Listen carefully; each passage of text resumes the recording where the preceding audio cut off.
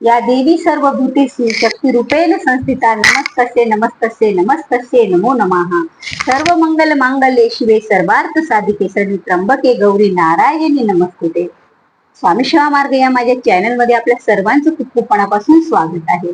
3 October ते 11 October शारदीय नवरात्र उत्सव, देवीचा जो 9 दिवसाचा सोहळा, 9 दिवसाचा उत्सव, जे 9 दिवस देवी आपल्या घरामध्ये घटस्थापना केली जाते, सूक्ष्म रूपाने देवीचा वास आपल्या सर्वांच्याच घरामध्ये राहते. त्यावेळेला आपल्याला हे जे 9 नियम पाळले जातात ते 9 दिवसासाठी आहेत. बघा, देवीचे जे 9 अवतार आहेत आणि या 9 अवताराची या 9 दिवसात पूजा केली जाते. मग ह्या नवरात्री मध्ये जो कोणी 9 दिवसामध्ये हे 9 नियम पाळेल त्याच्यावर देवीची विशेष अशी कृपा आणि आशीर्वाद प्राप्त होत असतात. आणि हे जे 9 नियम पाळले म्हणजे आपल्याला सर्व जे काय आपण नवरात्रीची उपासना करतो, देवीची घटस्थापना करतो, पूजा करतो, ह्या सर्वांचा फळ आणि आपल्याला देवीचा विशेष आशीर्वाद या नियमातून मिळत असतो. तर ते नियम कोणते आहेत हे आपण जाणून घेऊया. तर बघा, पहिला नियम कोणता आहे? पहिला नियम, ज्या वेळेला आपल्या घरामध्ये देवीला घटस्थापना करायची आहे, 9 दिवस देवी म्हणजे दसऱ्यापर्यंत देवी आपल्या घरात वास करणार आहे. तर दसऱ्यापर्यंत आपल्याला ते 9 दिवस आणि दसरा एकूण 10 दिवस आपल्याकडून ब्रह्मचर्याचं पालन झालं पाहिजे. सर्वात महत्वाची गोष्ट, कारण देवी ही सूक्ष्म रूपाने आपल्या घरात वास करते. त्यावेळेला सर्व कसं आपण अगोदरच घर स्वच्छ आणि पवित्र केलेलं असतं, मग त्यावेळेला आपण ब्रह्मचर्याचं पालन करायचं असतं. बघा, आता काही असं असतं की आपण एकत्रच कुटुंब आहोत, पण कोणी आपण व्यवसायानिमित्त जॉब, जिथे नोकरी किंवा जॉब असेल तिथे आपण एखादा जोडप राहायला गेलेलो आहोत. मग आमच्या इथे देवी बसत नाहीये, आमच्या गावाकडे जिथे माझे सासू सासरे राहतात तिथे घटस्थापना झालेली आहे. मग आम्ही नियम पाळावे का? तर हे नियम सर्वांनाच लागू होतात. कारण बघा, तुमच्या सर्वांच्याच कुटुंबाच्या वतीने घटस्थापना ही केली जाते. त्यामुळे तुम्ही कुठेही जरी राहिलात जगाच्या पाठीवर तरीही आपल्याला हे ब्रह्मचर्याचं पालन करावंच लागतं. आता दुसरी म्हणजे कोणती, की आपल्या घरामध्ये आपण जो अखंड दिवा लावणार आहोत, तो अखंड दिवा तेलाचा लावा किंवा तुपाचा लावा, मोहरीच्या तेलाचा लावा किंवा तिळाच्या तेलाचा लावा, कुठल्याही तेलाचा लावा. ज्यांना शक्य असेल त्यांनी तुपाचा अखंड दिवा लावा. आता हा अखंड दिवा आपल्याला लाल वात तयार करून लावावा लागते, की लाल दोरा असतो त्या दोऱ्यापासून. कारण देवीला रक्त वर्ण म्हणजे जे रक्तासारखा रंग असतो म्हणजे लाल रंग, त्याचे कपडे आपण परिधान केलेली पूजा आणि देवीला सुद्धा ते वस्त्र अर्पण केलेली, जसे की किनेरी, जे काय आपल्याकडून ओटीचं साहित्य, आपण ज्या वेळेला साडीचे विसाखन करतो त्यावेळेला खरंच हिरवा आणि लाल कलर, पण जे दिव्यामधील जी वात असते ती आपल्याला लाल दोऱ्याची बनवावी लागते. आणि ते लाल दोऱ्याची वात आपल्याला 9 दिवसासाठी अखंड त्या दिव्यामध्ये प्रज्वलित करायचे आहे. बघा, हा नियम आपण ठेवायचाच, कारण घटस्थापना आपल्या घरात झालेली आहे. असं म्हणतात की जो कोणी हा अखंड दिवा आपल्या घरामध्ये 9 दिवस प्रज्वलित राहील, अखंड दिवा, त्या घरामध्ये लक्ष्मीचा वास आपल्या अखंड राहत असतो. लक्ष्मी निवास आपल्या घरात करत असते, आपल्या घरात सदैव लक्ष्मी नांदत राहते. आता तिसरा नियम कोणता आहे ते बघा. आपण ज्या काही नवरात्रीमध्ये आपल्या चमड्याच्या वस्तू असतात, जसे की चमड्याची चप्पल, जे की पुरुष लोक बेल्ट म्हणजे पॅन्टला जी बेल्ट लावतात चमड्याचा तो, आणि आपण महिला एखादी पर्स वगैरे वापरत असेल किंवा चमड्याचं कुठलीही वस्तू आपल्याला त्यावेळेला धारण करायची नाही नवरात्रीमध्ये. कारण चमड्याची वस्तू धारण करायला या नवरात्रीत चालतच नाही. त्यामुळे ही एक आपल्याला आवर्जून गोष्ट पाळायची आहे की घरातल्या कोणत्याही वस्तू व्यक्तीने चमड्यापासून बनवलेली वस्तू वापरायची नाही, यूज करायची नाही. तर हा एक नियम आपल्याला पाळायचा आहे, तिसरा. आता चौथा नियम कोणता आहे ते बघा. घरातल्या एखाद्या तरी व्यक्तीनं देवीचा हा नवरात्रीचा 9 दिवसाचा उपवास पकडायचा असतो. आता त्या उपवासासाठी असं नाही की हा उपवास खूप कडक आहे, असं काही नाही. या उपवासमध्ये आपण 2 टाइम 3 टाइम फळाहार करून सुद्धा हा उपवास पकडू शकतो.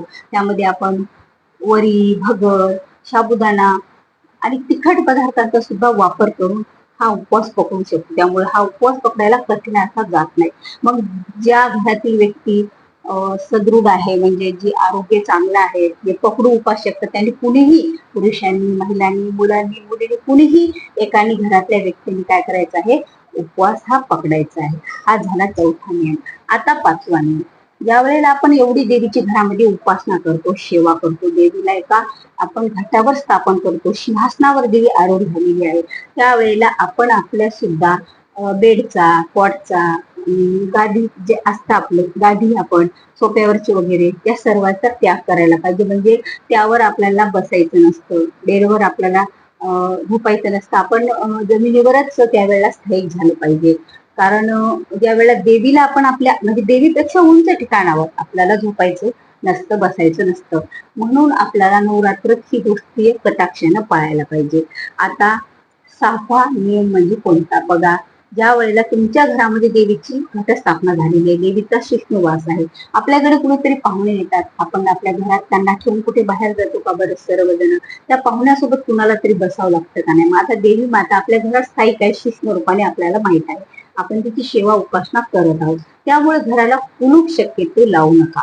आता आम्हाला दिवसा तर सगळ्यांना बाहेर जावं लागतो, म्हणजे की आम्हाला जॉब आहे, नोकरी आहे, काहीतरी व्यवसाय आहे, तर ठीक आहे, चालते. तुम्ही सकाळी जर पूजा केली देवीची आणि नंतर तुम्ही सकाळची पूजा वगैरे आटपून रात्रीच्या दिवे लागणीच्या वेळेपर्यंत घरात येत असाल, आपला दरवाजा हा उघडा राहील आणि नंतर रात्री येऊन परत आपण देवीची जी काय आरती, घटाला पाणी घालणे, नैवेद्य करणे, ह्या सर्व गोष्टी करत असला तर ठीक आहे. पण रात्री आपल्याला एक रात्र अजिबात घराच्या बाहेर घराला कुलूप लावून घरातल्या सर्वांनी राहायचं नाहीये. आता घरातली एखादी व्यक्ती गावाला गेली ठीक आहे, फक्त आपल्याला उद्देश काय आहे की देवी फक्त एकटी घरात आली, आपण दार लावून म्हणजे कुलूप लावून एक रात्र किंवा कितीही आपण बाहेर राहू शकत नाही, कारण रात्री आपल्याला घरामध्ये येणं गरजेचंच आहे. हा एक सहावा नियम कटाक्षानं पाळायचा. आता सातवा नियम कोणता आहे बघा. आपण या नवरात्रीमध्ये आपल्याकडून शक्य होईल तेवढं दान करायचं. कारण बघा, दान करण्याची भावना ज्या वेळेला असते त्यावेळेला आपलं पुण्य हे वाढतच असतं. आता मग दान तुम्ही मुलींना करा, स्त्रियांना करा, किंवा कुठे एखाद्या मंदिरात नेऊन देवीच्या जवळपासच्या केलं तरीही ठीक आहे. आणि जे दान आपण केलं जातं त्या दानातून सुद्धा आपल्याला म्हणजे एवढं आपल्याकडून उपासना देवीच होत आहे, आणि परत ती दान केलेली उपासना मिळून आपल्याकडे आणखी आपल्या उपासनेचा, आपल्या सेवेचा बॅलन्स का वाढत जात असतो. आता हा झाला आपला सातवा नियम. आता आठवा नियम कोणता आहे बघा. नियम आणि घरातल्या पुरुषांनी सुद्धा आपल्या घरातील जी कुलस्त्री आहे, आपल्या घरात एखादी मुलगी आहे लहानापासून जे मोठ्यापर्यंत, तर तिला अजिबात अपमानस्पद शब्द बोलायचे नाही, तिला दुःख, तिचं मन दुखावेल असं तिला बोलायचं नाही, किंवा घरातल्या स्त्रीने, घरातल्या कुणीही दुसऱ्या बाहेरच्या स्त्रीशी किंवा घरातल्याच एकमेकीशी आपण ही 9 दिवस कटाक्षाने पाळायची, की कुण्याही महिलेचं आपल्याला मन दुखवायचं नाही. म्हणजे लहान मुलीपासून ते वृद्ध वयाच्या स्त्रीपर्यंत सर्वांमध्ये सूक्ष्म रूपाने आपल्या देवीचा आदिमाया शक्तीचा वास असतो, त्यामुळे हा एक नियम आपण कटाक्षानं पाळायचा आहे. आता आठवा नियम कोणता आहे ते बघा. आठवा नियम असा आहे की या नवरात्रीच्या काळामध्ये आपण महिलांची सेवा अधिक करायची, मुलींची सेवा करायची. म्हणजे कसं की या 9 दिवसामध्ये आपल्याकडून दररोज एका मुलीला किंवा एका स्त्रीला आपल्याकडून तिची आपण म्हणतो ना एखाद्या सवाष्णीची पूजा, म्हणजे तिला हळदी कुंकू, तिची ओटी वगैरे घरात आल्याच्या नंतर घालणं, किंवा आलेल्या इथं सत्कार करणे. आता दररोज आमच्याकडे कुणी येत नाही, तर तुम्ही एखाद्याला बोलवायचे, एखाद्या मुलीला तिला हळदी कुंकू लावायची, तिची ओटी म्हणजे तिला एखादं फळ वगैरे खायला द्यायचं, तिला नमस्कार करायचा. कारण बघा, देवीचा वास मुलीमध्ये असतो. 2 वर्षाचे 10 वर्षाच्या मुलीमध्ये देवीचे हे जे 9 रूप होते, ते 9 रूप जे दुर्गा मातेने घेतले होते ते 2 वर्षाचे 10 वर्षाच्या वयामधलेच होते. त्यामुळे 2 ते 10 वर्षाच्या वयामधले कुठल्या एखाद्या मुलीला या 9 दिवसामध्ये आपण तिची पूजा करायची, तिला एखादं फळ खायला द्यायचं, तिची काहीतरी आपल्याकडून सेवा होईल, तिला देवी स्वरूप समजून तिला नमस्कार करायचा. आणि 9वा नियम म्हणजे बघा, सगळ्यात महत्वाचा नियम. तुम्ही सर्व पूजा करत आहेत, सर्व उपासना करत आहेत, सर्व काही ठीक चाललेलं आहे, त्या सर्व सांगितल्या की त्या गोष्टी तुमच्याकडे चालू आहेत, तुम्ही नवरात्रात ते सर्व करणार आहे. पण जर तुमच्या घरात जे वादविवाद होतात नवरा बायकोत, किंवा घरातल्या घरात वादविवाद, छोट्या छोट्या गोष्टी, कटकटी, छोटे छोटे भांडणे, हे अजिबात आपल्याला करायचे नाहीत. त्यावेळेला सर्वांनी गप्प बसण्याची भावना घ्यायची. म्हणजे जर समजा पुढचा बोलायला लागला तर त्या बाजूला समजायचं नाही, आता आपल्या घरात देवी आहे, आपण शांत बसायचं. मग एकाला जर शांत बसलं तर दुसरा आपोआपच शांत बसेल. शक्यतो हा नियम जे घरात किटकिट, घरात भांडणे, छोट्या छोट्या गोष्टीवर, छोट्या छोट्या कारणावरून ते होतात वादविवाद, त्यामुळे सुद्धा सर्वात जास्त ती लक्ष्मी मातेला, आपल्या कुलदेवीला, आदिमाया शक्तीला आवडलेलं नसतं. त्यांना शांतता ही प्रिय आहे. त्यामुळेच आपल्या घरात शांत हे वातावरण 9 दिवसासाठी राहायला पाहिजे. आता हे जे 9 नियम आहेत, हे 9 नियम जर आपण देवीच्या नवरात्रीत 9 दिवस पाळले तर खरंच आपल्यावर देवीची विशेष अशी कृपा आणि आशीर्वाद आपल्या घरावर होतात. आपल्या घरात शुभ कार्य होतात. आपल्या घरात जे अडलेले काम अद्याप पूर्ण झाले नाहीत ते पूर्ण होतात. आपल्या घराच्या मुलावर, आपल्या घरावर देवीचा कृपा आणि आशीर्वाद होतो. तर व्हिडिओ आवडल्यास व्हिडिओला लाईक करा, शेअर करा. नवीन असाल तर चॅनलवर नवीन असाल तर सबस्क्राईब करा, कारण अशीच माहितीपर व्हिडिओ बघण्यासाठी तुमच्याकडे लिंक अगोदर पोहोचेल. तर व्हिडिओ आवडल्यास व्हिडिओला लाईक करा, शेअर करा. नवीन असाल तर सबस्क्राईब करा. झालेली सेवा श्री देवी मातेच्या चरणी, आदिमाया शक्तीच्या चरणी अर्पण करूया आणि भेटूया पुन्हा असेच एका माहितीपर नवीन व्हिडिओ सोबत. तोपर्यंत श्री स्वामी समर्थ.